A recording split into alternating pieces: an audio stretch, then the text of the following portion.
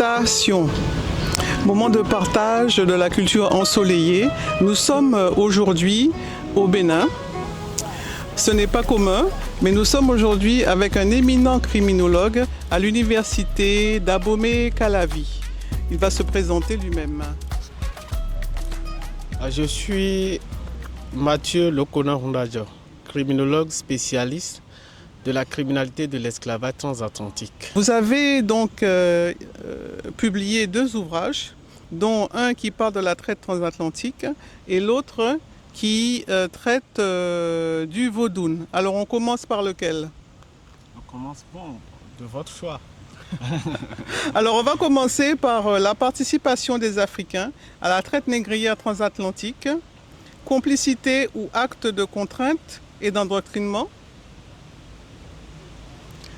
Alors qu'est-ce que vous avez voulu exprimer à travers ce texte, puisque vous avez fait des recherches? Quelles sont les conclusions de vos recherches historiques? Oui, la participation des Africains à la traite négrière transatlantique, complicité ou acte de contrainte et d'endoctrinement, c'est un ouvrage publié suite à ma participation ratée à un colloque parrainé par l'ambassade de France au Bénin. Et n'ayant pas eu l'opportunité de partager ce message avec le public, j'ai choisi de passer par cette publication et puis partager cette connaissance avec le public d'une autre manière. Et donc, dans cet ouvrage, la participation des Africains à la traite négrière transatlantique, complicité ou acte de contrainte et d'endoctrinement. C'est important de clarifier les concepts. C'est important de clarifier cette situation de la traite, cette situation relative à la responsabilité des Africains ou non des Africains dans la commission de l'infraction de l'esclavage transatlantique. Les Africains sont tenus pour responsables à tort ou à raison, parce que tout dépend des arguments apportés par chaque théoricien, mais il est à retenir quand même que nous ne pouvons objectivement analyser ce fait historique qu'est la traite et l'esclavage en laissant de côté une analyse juridique, philosophique et autres. L'histoire seule ne peut faire l'affaire parce que cette infraction, c'est une infraction qu'on peut classifier en fait dans la catégorie des infractions continues depuis le 15e siècle jusqu'au 19e siècle. Et cette infraction, on dit souvent que les Africains sont les premières personnes à tendre la main aux Européens, certains dans leurs analyses, ce qui n'est pas le cas. Mais lorsqu'on parle de complicité, c'est un concept purement juridique. Et lorsque, dans le droit international, pour certaines infractions, par exemple dans la Shoah, avec 4 ans de commission d'une infraction et la participation de 150 000 juifs dans la destruction de leur propre communauté, on n'a jamais retenu le concept de complicité, mais on parle du dilemme juif. Mais pourquoi les Africains qui ont résisté à l'envahisseur, les Africains qui ont été exclus de l'humanité par les Européens, des Africains qui, dans leur tradition, ne connaissaient pas l'esclavage tel que pratiqué en Europe. Les Africains qui n'avaient aucune chance d'accorder leur volonté, de donner un accord de volonté dans ce crime. Pourquoi aujourd'hui on nous tient pour responsables ou bien pour complices de cette infraction? Il y aurait un dilemme africain, alors, comme le dilemme juif. Justement, le dilemme, d'ailleurs, devrait être africain parce que lorsque nous prenons la participation ne vaut pas systématiquement responsabilité. Participer à un crime ne vous rend pas systématiquement responsable de ce crime. Il faut clarifier les circonstances de participation.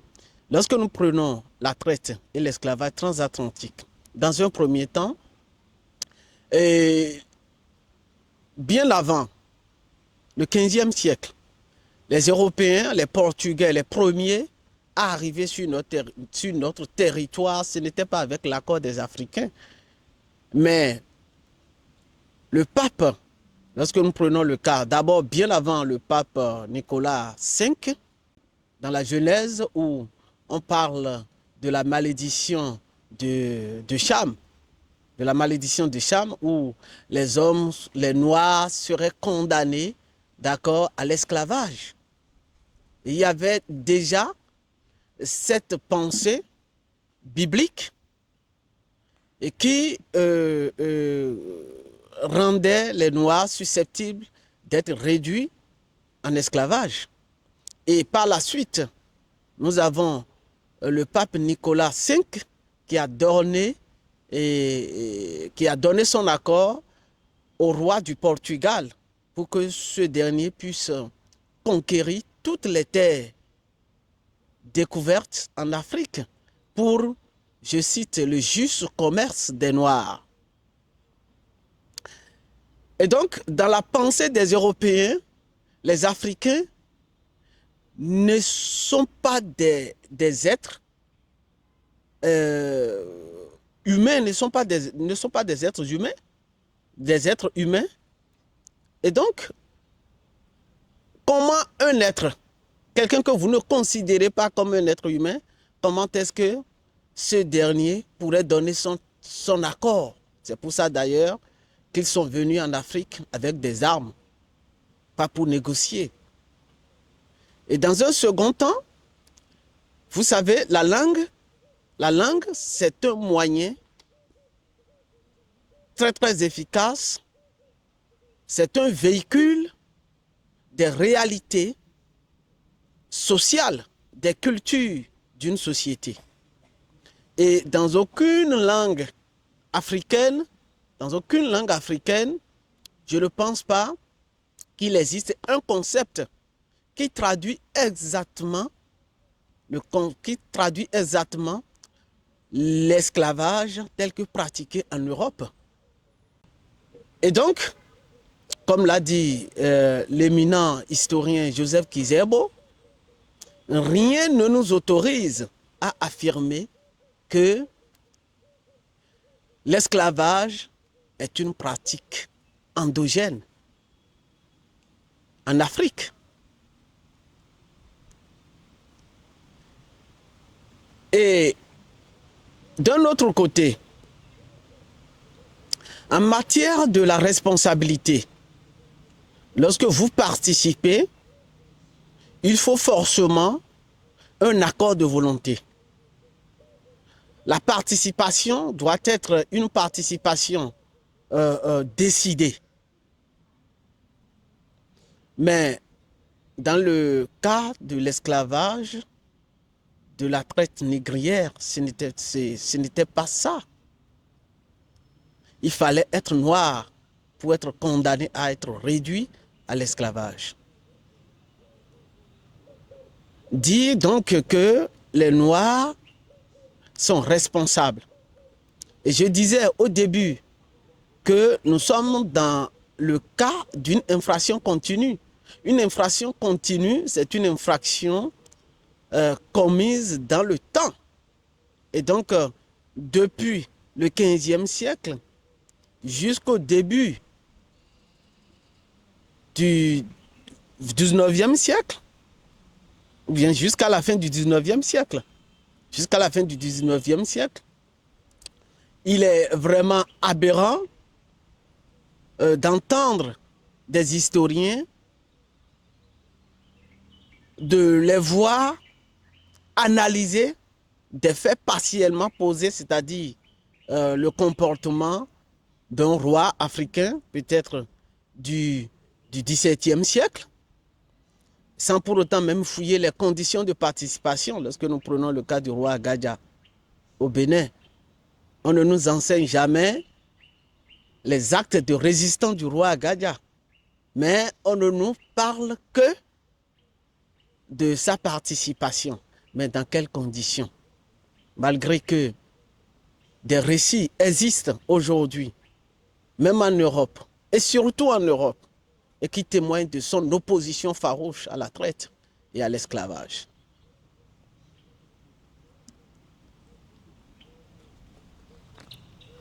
Donc il est vrai qu'effectivement il y a eu beaucoup de résistance, mais malheureusement, souvent les historiens, avec leur vision européenne des choses, nous cachent l'existence de ces résistances et de ces résistants, de ces hauts résistants. Alors, par contre, je voudrais savoir, du côté endogène, par rapport à l'esclavage, comment est-ce comment est-ce qu'on pouvait qualifier ou pratiquer une certaine forme de servitude du côté africain, puisqu'il y avait quand même cette servitude qui existait. C'était quoi les conditions? C'était comment? C'était pourquoi? Ce que je voudrais, dans un premier temps, vous dire, c'est que l'esclavage, par définition, il faut retenir fondamentalement que c'est la suppression totale de la liberté. La suppression totale de la liberté d'un être humain. Du coup, un être humain qui devient, par disposition juridique, une chose. Et nulle part en Afrique, et je mets quiconque au défi, nulle part en Afrique, il n'a existé une pratique de telle envergure, nulle part. C'est pourquoi je parlais de concept. Si cela existait, les concepts existeraient également aujourd'hui pour nous en témoigner. Et en Afrique, je n'aime pas souvent aborder la question de forme de servitude parce que oui, c'est un moyen pour quand même retomber sur la responsabilité des Africains, puisque en droit, Jean est Jean, Jacques est Jacques. Ce n'est pas parce que Jean ressemble à Jacques qu'il faut dire que Jean c'est Jacques. Non, ce n'est pas parce qu'il y a eu, mais nulle part, lorsque nous prenons en Afrique précoloniale, j'ai cité Joseph Kizerbo tout à l'heure, qui a dit quand même, qui a affirmé quand même que ça n'existait pas. Mais la suppression totale de liberté rend un être humain par des dispositions légales au titre d'une chose. Non, mais ça n'existait pas. Et donc, il faut partir d'abord de cette définition juridique pour voir, même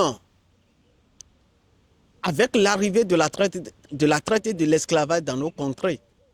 On parle de canouement, par exemple, pour le cas du royaume d'Abomey, on parle de canouement. Même à ce niveau, le concept canouement même est arrivé avec la traite et l'esclavage. Ce n'est pas un concept antérieur à la traite et l'esclavage. Et là encore, ça a été mal pratiqué parce que ça n'a pas été pratiqué à l'instar ou bien à la manière européenne, puisque le canouement dans le royaume d'Abomey n'était pas quelqu'un privé de toute sa liberté. N'était pas quelqu'un privé de toute sa liberté. C'est quelqu'un à qui on reconnaissait certains droits dans la cité. Et même lorsque nous prenons le Code noir du XVIIe siècle, ce code est clair là-dessus. Les conditions dans lesquelles les Africains mis en esclavage vivaient n'ont rien à voir plutôt avec ce qui se passait dans nos royaumes. Et donc, on ne pourrait, même à ce niveau, on ne pourrait pas dire, oui, des servitudes qui pourraient exister, mais ce n'était pas de l'esclavage. Parce que, par exemple, lorsque, après une conquête, dans une guerre, et comme l'a dit Condorcet, Nicolas Condorcet, qui fait partie des penseurs français du fameux siècle des Lumières, Condorcet il a même dit que les guerres qui existaient en Afrique pendant la traite et l'esclavage, c'était des guerres organisées par les Européens eux-mêmes dans l'optique de pouvoir se partager les butins de guerre, les captifs qui allaient en sortir. Et un captif de guerre, c'était plus pour une question de sécurité qu'une question de criminalité non nécessaire. Donc, en fait, en Afrique, ce n'était pas de l'esclavage. L'esclavage n'a jamais existé. L'esclavage tel que pratiqué en Europe n'a jamais existé en Afrique. Même avec la traite et l'esclavage, ça n'a pas été le cas. C'est pour même dans le code noir, il est clair. Il est clair quand vous êtes dans les champs de plantation, toutes les applications qu'il fallait et tout ça, mais n'ont rien à voir avec ce qui se passe ici. Oui. Donc, en conclusion, qu'est-ce qu'on peut dire sur la responsabilité ou bien endoctrinement? Oui, je parle souvent d'endoctrinement, de contraintes, parce que les résistants africains, je voudrais aussi donner un exemple, le royaume du Bénin, ce n'est pas le Bénin, la République du Bénin, le royaume du Bénin, c'était un royaume établi, dont le pouvoir fut établi au Nigeria, mais qui s'étendait jusqu'au sud du Bénin et du Togo. Nous avons en 1513, il y a une lettre écrite par un capitaine portugais. Une lettre écrite par un capitaine portugais qui était confronté en fait à l'opposition du Oba, donc le roi de ce royaume, à son opposition à la traite.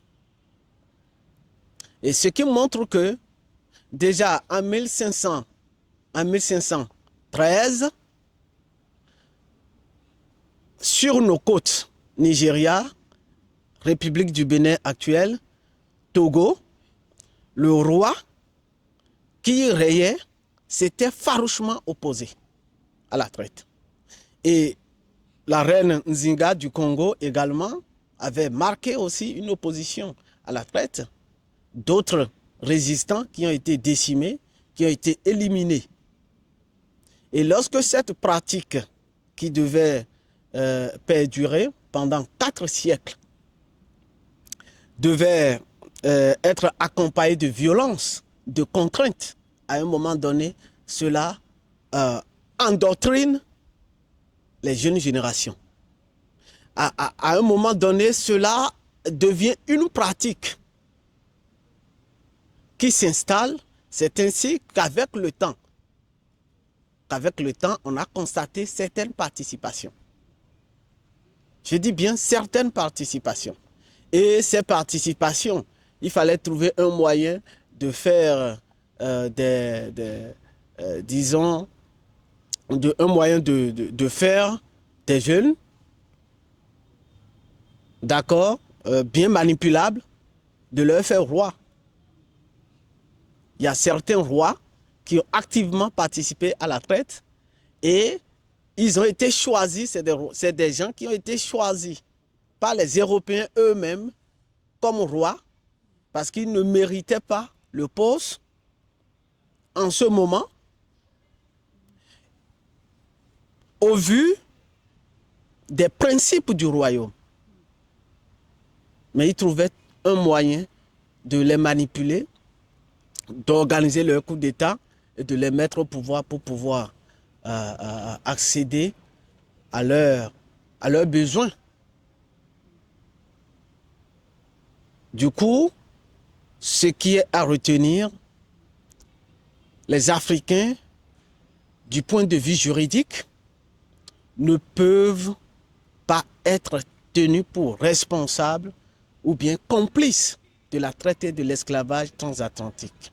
Et l'autre argument, c'est que pour décider de la fin de la traite et de l'esclavage, vous auriez constaté, c'est seulement les nations européennes qui ont pris la décision. C'est seulement les nations européennes qui ont pris la décision de mettre fin à la traite. Grâce aux résistances. Grâce aux résistances, aux rébellions et tout. Mais finalement, ils ont pu décider, c'est-à-dire les nations européennes, elles ont pu décider de la fin de façon unilatérale. C'est-à-dire, elles n'ont pas besoin de l'accord des Africains. Et si c'était vraiment un contrat, si les Africains étaient vraiment responsables, s'ils avaient vraiment une place très très importante dans cette infraction, dans la commission de cette infraction, on aurait quand même besoin forcément de leur accord aussi avant que la fin ne soit. Ben, les Africains n'ont fait que résister et finalement c'est les responsables parce qu'il n'y a que la cause seule qui peut supprimer automatiquement les faits. La cause, c'était les Européens. Donc, nous allons remercier M. Lokonan Mathieu Undacho, mais qui a aussi écrit un autre livre que nous connaissons sous le nom de Da Lokonan. Alors, donc, il va nous expliquer ça en quelques minutes avec cet ouvrage qu'il a écrit. Qu'est-ce que le Vodun? Oui, aujourd'hui, il y a une question qui nous revient souvent, une question qu'on se pose de par le monde. Qu'est-ce que le vaudou? Le vaudou, puisque lorsqu'on évoque le concept du vaudou aujourd'hui, l'imaginaire qui nous tient automatiquement, la sorcellerie, le diable et tout ce qui va avec. Mais le vaudou, c'est vraiment autre chose. Et avant de commencer, je dirais que il n'y a pas de mal dans le vaudou. Il n'y a de mal que dans le cœur du pratiquant du vaudou.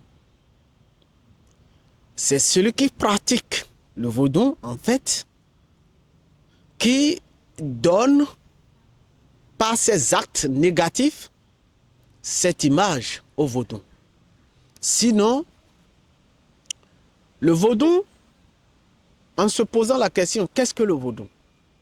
Nous ne pouvons répondre à cette question sans pour autant parler du Créateur. Parce qu'il a fallu l'idée de l'existence de Dieu, la reconnaissance de l'existence de Dieu et cette volonté de se conformer à ses lois. Cette volonté de protéger, de prendre soin de sa créature pour que le vaudou existe. Et lorsqu'on parle du vaudou, le concept original, c'était vivons-nous. Tchobonu mina sinhu sengbedoto kandio. Vivons-nous. C'est une expression fongbe. C'est une expression fond. Donc ici de la langue fongbe. Mais très très philosophique. Vous savez, la naissance de la pensée spirituelle a commencé depuis l'Homo sapiens sapiens. Et la science moderne a confirmé aujourd'hui que l'existence de l'intelligence humaine a commencé en Afrique. Il y a plus de 120 000 ans, avec la civilisation gigantesque égyptienne qui aujourd'hui reste la mère de toutes les civilisations au monde. Et nos ancêtres, étant dans l'univers, profitant de la créature divine, ont pu avoir l'idée quand même que c'est un être, derrière toute cette créature, se cacherait un être. Et cet être est le supérieur, c'est l'être suprême. C'est pour ça que nous demandons, Bedoto, nul ne surpasse le Créateur. Mais le Créateur invisible, omnipotent, omniprésent. Et que faire? Nous-mêmes en tant que créatures, que faire pour se conformer à ces lois? Que faire pour protéger sa créature? Mais ils ont pu comprendre quand même que dans cela, nous avons plusieurs principes. Nous avons des lois naturelles à respecter. Mais ils se sont mis maintenant à rechercher une valeur pouvant guider l'être humain en permanence. Une valeur pouvant lui permettre d'avoir la facilité de se conformer aux exigences divines. C'est ça, c'est-à-dire, avant de mieux adorer le Créateur, nous avons nécessairement besoin de la patience, de l'indépendance, de la souveraineté, de l'indépendance. Nous avons besoin de la paix. Nous avons besoin d'une absence d'agitation. Nous avons besoin d'une paix intérieure dans nos comportements. Nous devons rester sans aucune gêne. Donc, le vaudou, c'est un ensemble donc, de comportements, de pratiques, de prières tendant à nous mettre en conformité avec les lois divines, les lois naturelles, tout en protégeant la créature, les œuvres divines sur terre. Et dans cet ouvrage, je n'ai fait que exposer la version de Sa Majesté Datodaho Pundajo, qui est mon père géniteur, et qui a opéré une réforme majeure dans le culte vaudou au Bénin depuis 1985. Parce que dans l'histoire du Bénin, pendant la révolution de 1973, de 1973 ou bien en 1973, il y avait une ordonnance qui établit une loi anti-féodale et donc une loi contre la sorcellerie. Et le culte, les pratiquants du culte vaudou au Dahomey, à Abomey étaient persécutés Et c'est à partir de ce moment que Datoraro a compris qu'il fallait commencer par enseigner le vaudou publiquement, de façon publique, qu'il fallait trouver un moyen de se rassembler chaque dimanche pour pouvoir procéder à des célébrations de prières collectives vaudou. Et c'est à partir de ce moment qu'aujourd'hui, c'est à cause de son acte posé qu'aujourd'hui nous assistons à la célébration de messes vaudou au Bénin, et ce qui a pris, c'est-à-dire ce qui a beaucoup progressé au niveau de la congrégation Tron. Mais Datoraro Rondadjo, c'est lui qui a opéré cette réforme, et aujourd'hui, grâce à lui, on enseigne le culte vaudou. Il a créé d'ailleurs une école dénommée Tonguide, dont je suis le directeur général actuel. Et dans cette école, on enseigne le vaudou, on enseigne le fa, on enseigne la médecine traditionnelle, on enseigne tout ce qui a rapport à la culture et au culte. Très bien, donc nous allons remercier Da Lokonan. Et donc ici, nous avons la réédition de Qu'est-ce que le Vaudoun par les éditions Dagan. Donc vous pouvez vous procurer cet ouvrage aux éditions Dagan. De même que son premier ouvrage sur la participation des Africains à la traite négrière, et aussi aux éditions Dagan. Voilà. Donc, merci pour votre travail qui est très important. Très important pour tous les Africains, tous les Afro-descendants. Et nous espérons nous revoir peut-être à la prochaine fois, où soit moi je viendrai, ou peut-être que vous viendrez nous voir aussi aux Antilles. En tout cas, le monde panafricain est à l'écoute. Et merci pour votre travail. C'est moi, et merci beaucoup à vous aussi pour cet engagement dans le sens de la révélation des valeurs africaines, dans le sens de l'encouragement de la diaspora à faire le retour vers l'Afrique, afin que nos deux forces nous fassent accéder, d'accord, à un résultat doublement efficace. Merci beaucoup. Merci. Donc merci à tous nos auditeurs, et bientôt nous allons revenir avec un autre sujet sur invitation sur notre YouTube Big Eddy Dreams.